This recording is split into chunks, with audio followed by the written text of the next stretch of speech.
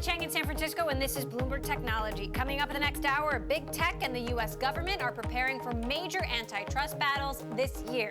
We'll talk to the lawyer who took on Microsoft in the 90s.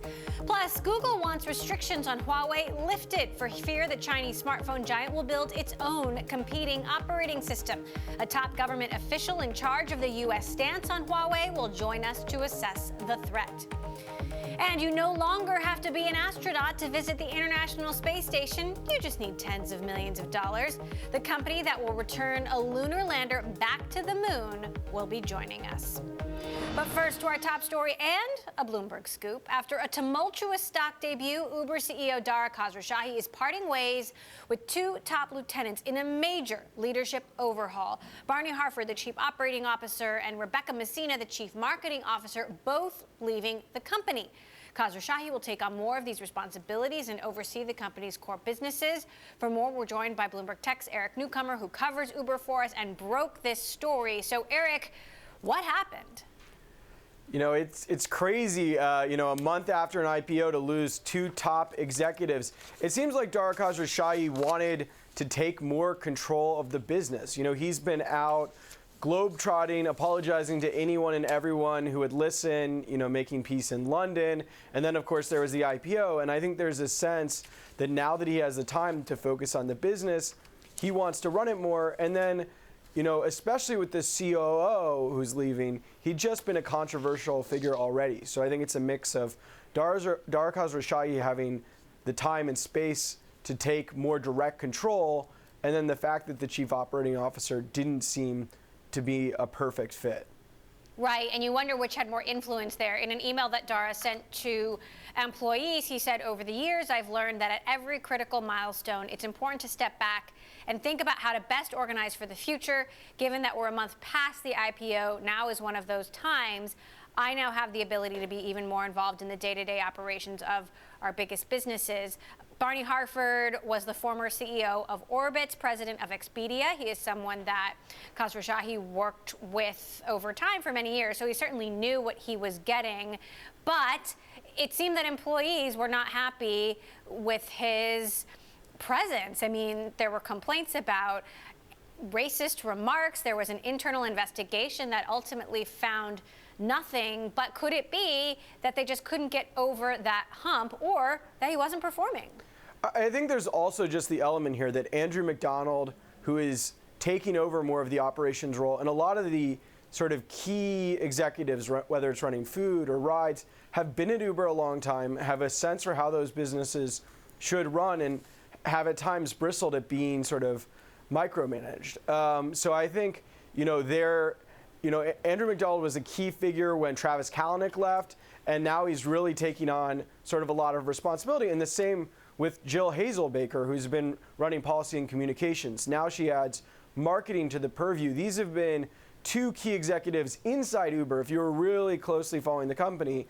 But now they're going to have sort of the types of names, we're seeing on TV, and it'll be interesting to see if they take more public-facing roles. Absolutely. Jill's been at Uber for many, many years now. The outgoing CMO, however, just joined in the fall. She worked at Coca-Cola for more than 2 decades. Dara said in his note that brand was becoming even more important. It was still important 6 months ago, but is this a sign that she's just not working out? Yeah, I mean, only 9 months into the job, she'd climbed the ranks at Coca-Cola. I should admit this as a reporter, but I don't know exactly what the drama was. That one was definitely more of a surprise, and I think it will be interesting to see sort of what, if anything, emerges about disagreements. But I mean, clearly, Uber has not fixed its brand. Lyft still is competing with Uber strongly in the United States on the basis of having a more liked brand by consumers. So Uber's brand problems remain sort of alive and well. And so I guess after 9 months, that was as long of a leash that Dara was going to give her to try and turn it around. All right, well, the Uber drama continues through the IPO. Still no shortage of reporting from you, Eric. Thank you so much. Bloomberg's Eric Newcomer. Switching gears now, one name absent from the U.S. government's tech antitrust investigations is Microsoft. And interestingly enough, this is the first significant move of this type against tech since 2001, when the government accused Microsoft of maintaining a monopoly. In the end, the DOJ decided not to break up Microsoft, but struck a settlement to allow more competition from other software makers. To help us get more insight on what's going on in Washington and Silicon Valley, we've got one of the most well-known antitrust lawyers, Gary Reback. He represented companies like Netscape and Sun, leading to that lawsuit against Microsoft by the United States. Also with us, Bloomberg Tech's executive editor, Tom Giles. So, Gary, the U.S. government has divided oversight of potential investigations into Google, Apple, Amazon, and Facebook. How much of a case do you think the U.S. has, if indeed they move forward with these investigations? With respect to Google, people have been complaining for quite a long time, and its conduct is very well documented. Its conduct is completely documented in Europe, where the EU has brought 3 successful cases against Google. There was a complete investigation by the FTC of some of Google's conduct. So with respect to Google, they're probably fairly far along. Less so with the other companies, but we just don't know for sure. With Google specifically, the FTC did recommend a lawsuit a few years ago, but nothing came of that. Why? Well, I think it's politics. I mean, what happened is that the FTC conducted an investigation with great fanfare and then closed it. But a couple of years later, its staff report leaked and was published by the Wall Street Journal, and it showed all the bad things that Google was doing. So I think most viewers and observers and commentators think that Google was protected by the last administration, and even the President of the United States at the time, Barack Obama, spoke out against the EU investigations of Google and Facebook. Looks quite bad in retrospect. Interesting, Tom. Let's talk about the political dynamic here, because of course we've seen pressure from the president on all of these tech companies, but we're also seeing support from both sides of the aisle for some more scrutiny of big tech companies. And there's a campaign coming up. 2020 is going to be a big litmus test. You know, Liz Warren, for example, who's really been climbing the ranks in terms of the polls. There's a lot more support behind her, and she's one of the earliest candidates to take a really bold stance on this, talking about breakups of companies, talking about the ways that you shouldn't let companies like Apple and Amazon compete with the smaller developers and companies that operate on their platforms, that these companies are charging unfair prices, that they're gathering too much data and using that data against their competitors, and they're acting in an anti-competitive way. And you're right, there is support from both sides of the aisle across the board. I mean, you know, recently we had Pelosi and Kavanaugh, the new Supreme Court justice, you know, on the same side of some of these issues. And time again, you're seeing you can't just say, like you could in the past, that, well, the Dems are a little bit more sympathetic to the technology industry, that they've got, you know, Silicon Valley has Democrats in their back pocket. You're really seeing it really from across the board. Now, Gary, what differences do you see between the potential investigations of these 4 tech companies and the case that you brought against Microsoft many years ago? Yeah, I didn't bring the case, Emily. Of course, the government brought the case, but at the urging of my clients.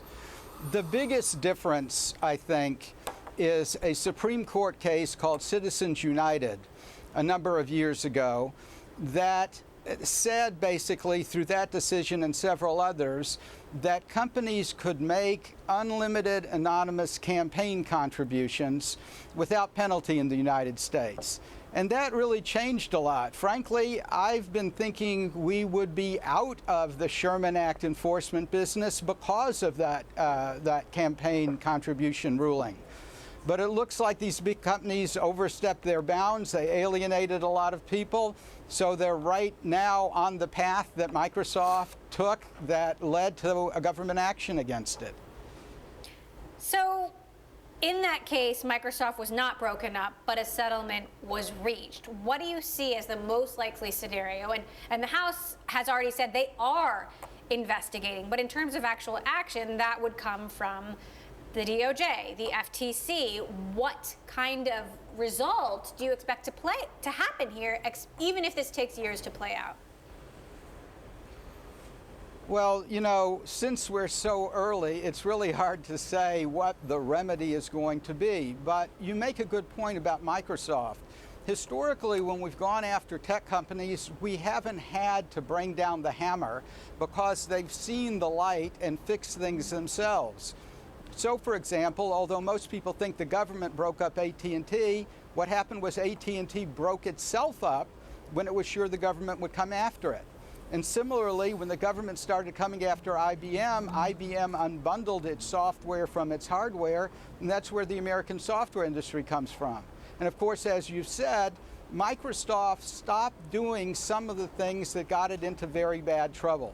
It could have blocked the ascent of Google and Facebook and Amazon through its control of the browser, but it didn't do that for fear of antitrust enforcement. So if we get far enough along, the remedy question might be moot, because if the company believes they're going to be in for a big penalty, they'll fix the problem themselves. All right, fascinating. We'll be covering it every step of the way. Gary Reebok of Carr and Farrell, and our very own Tom Giles. Thank you both. Speaking of Microsoft, a broader tech rally has lifted the company to over $1 trillion for market value once again. Shares of the tech giant rose for the fourth straight day. It's the first time it's climbed above the 13-digit mark since briefly touching it in April. Coming up, a Silicon Valley giant, another one, coming to Huawei's defense against the United States. Well, sort of. We'll look at why Google wants the U.S. company to back off. That is next. This is Bloomberg.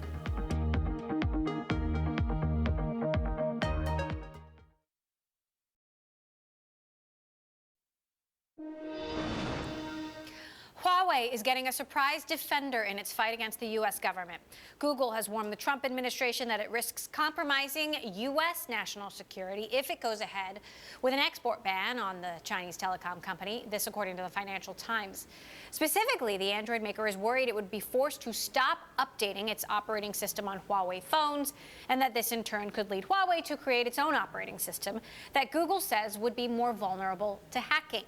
Joining us in New York to discuss, we've got Bloomberg's Garrett DeVink, who covers Google and its parent company Alphabet. So, Garrett, what exactly is Google lobbying for here? Yeah, it's a really interesting situation here because, you know, you would think that Google would be on the side of, you know, whatever side the U.S. is on. But of course, Google sells its operating system to Android. It's not allowed to do that right now. It's not allowed to transfer any software or technology to Huawei right now because of, you know, the policy of the U.S. government, and that might change. And so the reason, you know, at least according to the Financial Times, that Google says it's doing this is that a world where Huawei develops its own operating system, that would be a world where phone users aren't as secure. And if potentially Americans were using Huawei phones with a Huawei operating system, maybe they could be spied on by the Chinese government. But I do think there's probably a little bit more going on here. Of course, Google doesn't want Huawei to build an operating system that could then be successful, and it could maybe sell in other countries, especially in Southeast Asia or Africa, these emerging economies where Google and Google's Android is very popular, and it wants to keep that business. Absolutely. I mean, Huawei is one of the biggest smartphone makers in the world, and wouldn't Google not supplying Huawei with its operating system, couldn't that be a huge hit to the Android business? It could down the road, and I think it, you know, it's obviously all sort of down speculation. Maybe 3 months from now, this whole tech trade war goes away, and we don't need to talk or worry about this stuff anymore. But you can imagine a future where Huawei is able to develop its own operating system, going through a very difficult rough patch, sort of transitioning to its own system, and then the Chinese government requiring other Chinese smartphone makers to use Huawei's instead of Android, and further eroding Android's control. All right, continuing a story that's continuing to develop, and Garrett, thank you for following it for us. Now, as the U.S. stance on Huawei continues to evolve, we've got the State Department's top cyber diplomat. Robert Strayer is the State Department Deputy Assistant Secretary for Cyber and International Communications and Information Policy. He joins us now from Washington. So, Robert, you are one of the top government officials when it comes to handling U.S. policy on Huawei and 5G. In that position, what is your opinion on the real threat of Huawei when it comes to espionage, when it comes to U.S. security? Right, and thank you for having me. Well, it's very important to recognize that as we move to 5G technology, it's going to be truly transformational in the sense that we're not just going to be connecting our wireless devices to the internet. We're going to begin to see sensors connecting directly that will underpin then all kinds of other types of critical infrastructure, including provision of electricity, water distribution, and all sorts of autonomous transportation networks, including autonomous vehicles. So to ensure that those are protected, that those are not disrupted by an adversary state, we need to only use trusted vendors in our 5G networks. So it's about espionage, of course, and the potential exfiltration of data to an authoritarian state, but it's also about the compromise of very important critical infrastructure of the future. Now, the Chinese ambassador to the United States was recently on Bloomberg television, said that these concerns about Huawei are unfounded. I will tell you, I've had many private conversations with top U.S. business leaders who are also skeptical and say that Huawei doesn't pose a threat, that this is all about politicking. And I wonder, what evidence does the U.S. government have that Huawei has ever engaged in either espionage or the transfer of information back to the Chinese government in a way that would compromise U.S. security? Well, we know that China has both the intent and capabilities to take advantage of a 5G network. We know in the past their intent has been to steal intellectual property. They've done that over a period of years. We also know since from at least 2010, there was rerouting of internet traffic through Beijing, through their points of presence here with China Telecom. As far as capabilities, anybody in a 5G network that provides the hardware or the software, and software which will be patched and updated every day, will have the capability to compromise those networks or to exfiltrate data. So with that combined, the intent and capability and a vast array of software that's going to be providing the 5G networks, China has more than enough ability to compromise our future networks to cause us to have to be concerned about their technology. Now, is there a situation in which you could see Huawei ever in the future incorporated into U.S. and 5G networks?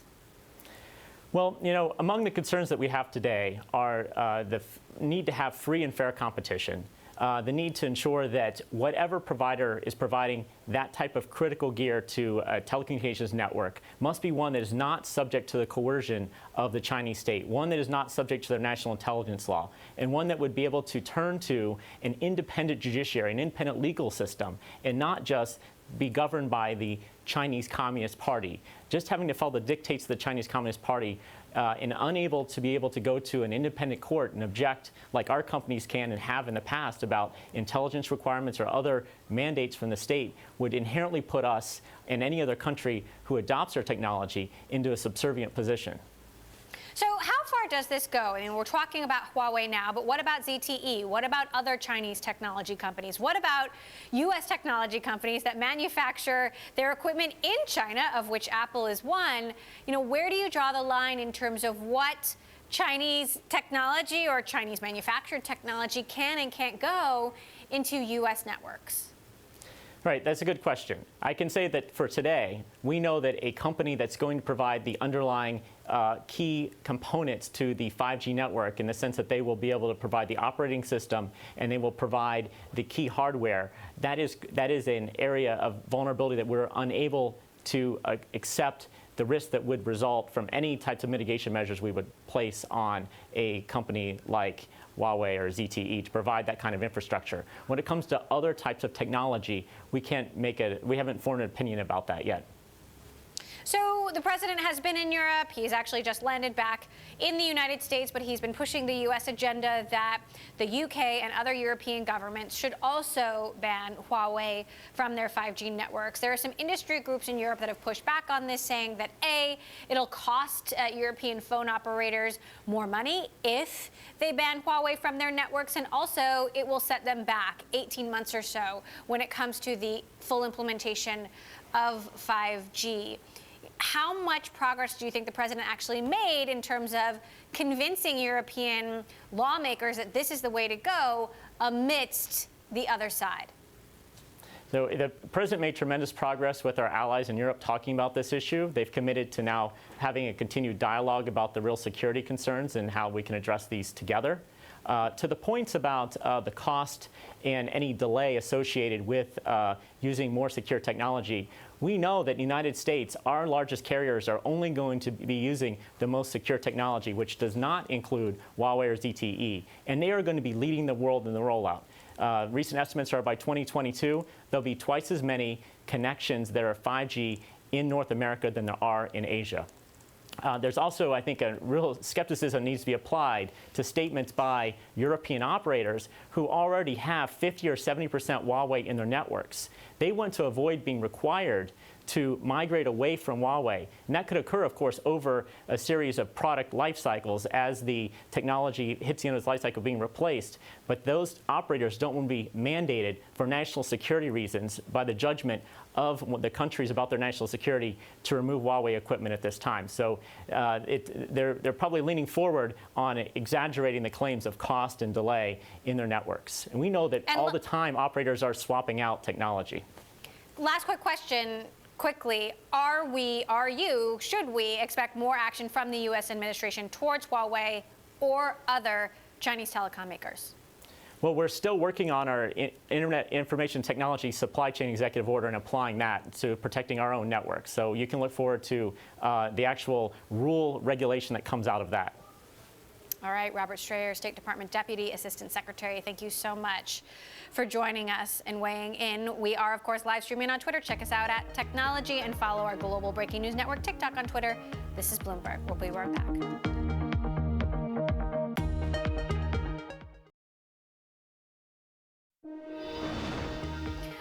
IBM is laying off about 2,000 employees as the company looks to reshape its business. The company confirmed that a small percentage of employees who are not performing at a competitive level will be leaving the company. In a statement, the company said, "We're continuing to reposition our team to align with our focus on the high-value segments of the IT market, while aggressively hiring in critical new areas that deliver value for our clients and IBM." The move amounts to less than 1% of its workforce.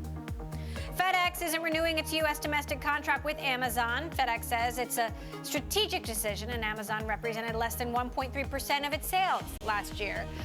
This as FedEx's domestic air service will walk away from the dominant e-commerce company at a time when the company and the rise of online shopping is fueling record demand for package deliveries. Coming up, Africa is coming online. Now, 2 mobile phone makers might bring hundreds of millions of new users to the internet at just $20 a pop. Next. And a look inside Walmart's annual meeting. We'll talk to the e-commerce CEO about the strategy. This is Bloomberg.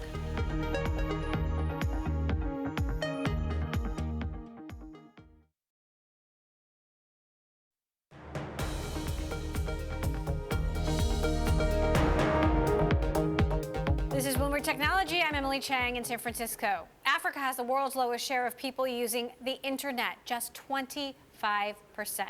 In many countries, high prices and poor infrastructure continue to stand in the way. Now, 2 mobile phone makers may be nudging the nation online.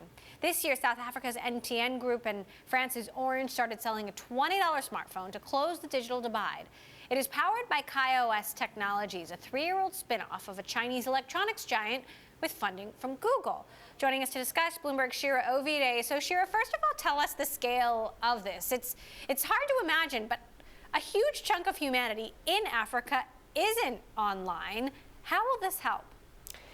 Well, look, there's a lot of barriers to getting the 75% of people in Africa and the 50% of the world that isn't yet using the internet. There's a lot of barriers. Obviously, affordability is one. Both the price of devices and the price of mobile data. Typically, people are getting online now using smartphones or other kinds of internet-connected phones, so mobile data is obviously a big issue. And then, of course, there's lack of infrastructure or lack of good infrastructure. Even in places, lots of places in the United States, right? Internet speeds, mobile internet speeds are very poor. That's even more true if you're talking about rural areas, again, both in countries like the U.S. and especially in Africa. There's kind of physical limitations when you're talking about people spread out. If there's, mountains or jungles or other kinds of impediments to mobile internet signals, all of that is a problem. And then there's, of course, all kinds of literacy barriers and other kinds of social obstacles to people getting online. So there's a whole host of challenges. So you talk about these phones having the bones of a cheap feature phone, but the brains of a smartphone. Can you really provide the brains of a smartphone for $20? Well, look, I mean, if you are used to using the fanciest iPhone or the fanciest smartphone, Samsung smartphone, maybe a candy bar phone that has kind of the guts, the brains of a conventional smartphone is not going to do it for you. These are very much, if you remember trying to text on a 1990s flip phone, it's pretty much that experience, but they're on these KaiOS phones, they tend to have a button in the center. I have one right here, in fact. They tend to have a button in the center where you push it and you can use the Google Voice Assistant, which has been kind of optimized for these low-power devices. In many cases, you can get popular apps like Facebook and YouTube, which again, those companies have optimized for these devices. Because let's face it, if you're Google or Facebook or Netflix, you know that in order to keep growing, you need to reach the other 50% of the world that is not yet online. And that means that those companies are having to kind of do new things to optimize their services for the other 50% of the world that maybe doesn't speak English, that maybe it has never used a smartphone or the internet. And so those companies are all racing to catch up. So talk to us about some of the challenges that KaiOS will face here and that previous phone makers have faced in the past, because there's rural terrain, geographical challenges that have made it very difficult to reach all these people. Yeah, look, this is a long-standing goal. If companies and people like Mark Zuckerberg and others have been talking for years about what's called the next billion users, right? Again, what is now 50% of the world that is not yet using the internet. And definitely infrastructure is a challenge. You're seeing now companies like Huawei and ZTE, the sort of controversial telecom equipment companies, they are making a lot of their equipment tailored for markets, rural markets, or even urban markets that haven't yet been well served by mobile internet connections. So, there are Huawei devices that are solar powered, again, a kind of a cellular tower that is low power enough to operate with the sun and a backup battery that are kind of, they're as light as possible so that you can install them in all kinds of nooks and crannies, maybe on a crowded urban street. But definitely the cost and the technological challenges of beaming internet to underserved places, that is one of the central obstacles.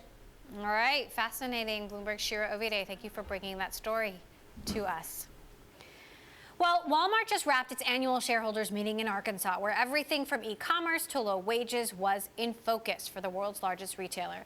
Bloomberg's Emma Chandra caught up with Mark Laurie, Walmart's e-commerce CEO, and asked if its new delivery service to bring produce straight to your fridge is that special thing that will perhaps give them an edge over the competition. Take a listen. This is a great opportunity for Walmart to leverage its unique assets to do things that only Walmart can do. So we've got 4,700 stores within 10 miles of 90% of the U.S. population. And in those locations, we've got about 100,000 products, including fresh and frozen. And so we started doing pickup a couple of years back, and now same-day delivery to the door. And we decided to take it a step further and actually deliver it directly into customers' fridges. And so far, so good. And this is the differentiating factor. You think this will help customers choose Walmart over Amazon? I do think this is a great, step change in the value proposition. I think, imagine, going to work and coming home and having all the groceries stocked in your fridge. Now, you trialed this a couple of years ago with a third party. What did you learn there that makes this viable now? Yeah, we just saw a really big opportunity to use our own Walmart associates to do the delivery. They're W-2 employees. They've been with Walmart for at least a year, and, we feel like that's a big advantage. Now, you're going to be using cameras both in the home of the customer and on Walmart employees. How much is that going to cost? Yeah, we don't actually need to have cameras in the home. The actual associate will have a camera on their vest, and so you could actually, as a customer, track on your app the associate going into your home, putting it into the fridge, and leaving. And you can look at it in real time, or you can go back and look at it anytime you want. So it's very safe for customers as well. So once you get customers to trust you, to allow you into their home, what else are you going to offer them? Yeah, so there's lots of possibilities. For example, being able to do a return. Imagine just leaving something on your kitchen table, and that's it, going to work and coming home, and we'll just take it away from you. Or being able to deliver general merchandise into your home without any packaging. Are we going to see Walmart services, though? Is that the next step once you're inside a customer's home? I do think there's lots of opportunities for services and health and wellness and all sorts of opportunities. Have you thought about any specifics there yet? We're thinking them through now. Yeah, we have some ideas. Now, Walmart, you've got a very enthusiastic crowd in there. Now, Walmart has a menu of delivery options. Just this past month, you announced next day delivery. Can you give us any sense of the uptake with that? Yeah, no, it's been great so far. It's down in the LA region right now. By the end of the year, we'll have about 75% of the population that will have access to next day delivery. Typically, the cutoff time is around 3 p.m. So if you order by 3 p.m., you'll get it next day in a single box. That's the other great thing, too. It's a lot of times now you might receive it in multiple packages.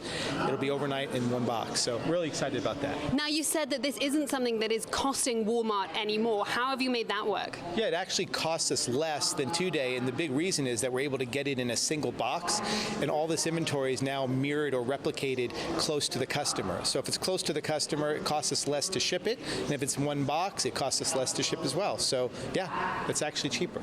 And so the rollout, is the reason that it's taking longer to roll that out to everybody because you just need to build the logistics for that? Yeah, we're just being very measured in how we roll it out, but by the end of the year, like I said, 3/4 of the country will have it, so it's going to be moving pretty fast. It'll be 40 of the top 50 metro areas will have access to it. So it's about 4 or 5 areas a month that we're adding. Now you're saying the next day delivery isn't going to cost Walmart extra. In-home delivery must come at a cost as well, and you've launched a number of initiatives with e-commerce. The e-commerce side of things at Walmart has been growing in terms of sales, but isn't yet profitable. How much pressure are you under to make it that way? Right now, we're in a really good position. Over the last year, we've dramatically improved our contributed profit margins. We're starting to drive more mix into the higher margin categories like fashion and home. So feeling really good about the momentum we have. Does that momentum give you any sort of date for when you might be able to hit that inflection point? We have some dates in mind that we're not obviously sharing, but we feel good about where we are. Sure you don't want to? We feel really good about where we are and where we're going. Walmart e-commerce CEO Mark Lorrie there. Coming up, NASA wants to return to the moon, but President Trump thinks that's a bad idea. We'll talk about the controversy in the modern space race. This is Bloomberg.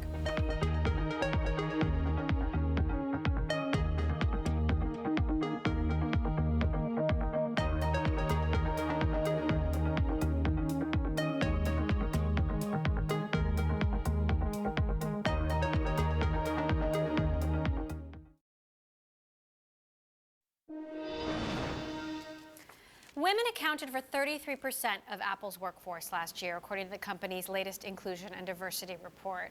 Apple said women accounted for 38% of employees under 30 years old, 36% of new hires in 2018. The company also said it's reached pay equity in every country where it operates. Well, the International Space Station is open for business. NASA announced Friday it would open the ISS to commercial businesses and tourism. CFO Jeff DeWitt spoke earlier to Bloomberg Television today to talk about the commercial opportunities. Pharmaceutical companies that in no gravity can mix better pharmaceuticals. There are other uses for creating retinas, artificial retinas that at the thin levels they do on Earth, they collapse in on themselves, but in no gravity you can create these retinas that can, they say it could open up the opportunity for some, in some cases, blind people to be able to see again. Those are no gravity uses of manufacturing. You also have fiber optic cabling that can be produced at a much better quality than it can in a gravity environment.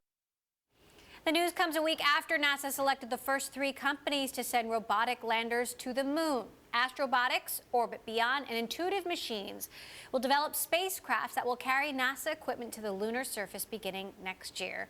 Joining us to discuss, Astrobotics CEO John Thornton and Space Angels CEO Chad Anderson. Space Angels is an investor in Astrobotics, so congratulations. Obviously, this is a huge milestone for your company. John, I'll start with you. How far along is Astrobotic in being ready to send a lunar lander with a giant payload to the moon? Well, first off, thank you so much. We are so thrilled and excited. It's a story that's 12 years in the making for us, and we are thrilled to be leading America back to the moon. So our lander will take 28 payloads up to the surface of the moon, 14 NASA and 14 non-NASA payloads, and this is the beginning of a whole new era of routine, regular access on the surface of the moon.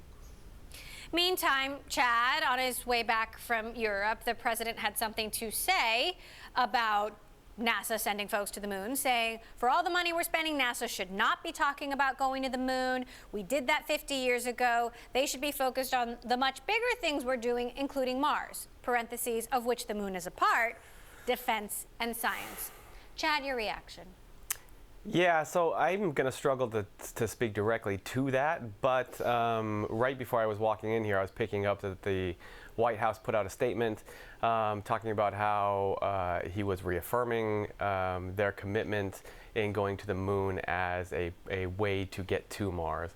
And the Mars-moon debate has been raging amongst space circles for a long time. It goes back to the Obama NASA agency. And so the moon is seen as a place, as a staging ground to understand how to operate on Mars. I mean, when we go to Mars, we're going to have to be there for 2 years. And so this is what Bridenstine was mentioning this morning in his remarks, was talking about the importance of learning how to live off the land and be able to stay on Mars for a couple of years. So, John, of the 3 companies that have been chosen, Astrobotic is going to be carrying the biggest payloads. And as I understand it, the goal is to get to sort of DHL-style deliveries that happen regularly. What exactly are you going to be taking up there? What exactly would you be delivering on a regular basis? That's right. We want to make the moon accessible to the world. And what that means is taking payloads from all over the world, from all different space agencies, corporations, even universities. So for us, our first mission is a mix of rovers, science instruments, experiments to go up to the surface of the moon, and even the beginnings of infrastructure like a laser communication system that will dramatically increase the bandwidth possibilities in deep space, as well as the early beginnings of resource extraction from the surface of the moon. If we can learn to live off the land on the moon and actually produce rocket fuel, for example, as one of the first commodities in space, that could be transformative for our transport to and from the moon, and even probably one of the best ways to get to Mars. So the moon truly is the best pathway to reach our ultimate goal of Mars. And the landers are expected to fly in 2020, 2021. How far away are you from sending a human up there? So we're primarily focused on robotic landers for the near future. We've got small landers and rovers that are going to be going up on the early missions. We actually have a lander that's twice as big as our early mission, so we are scaling up in time. But the robotic side of flying to the moon is going to consume us for quite some time.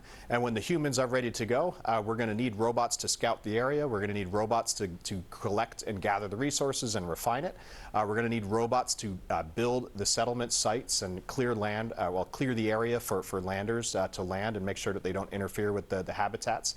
So robots are going to be a key part in concert with the humans when we're exploring the moon and eventually that same architecture for Mars.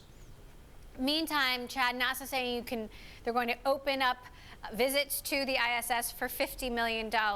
What's your take on NASA opening up space tourism to very wealthy civilians?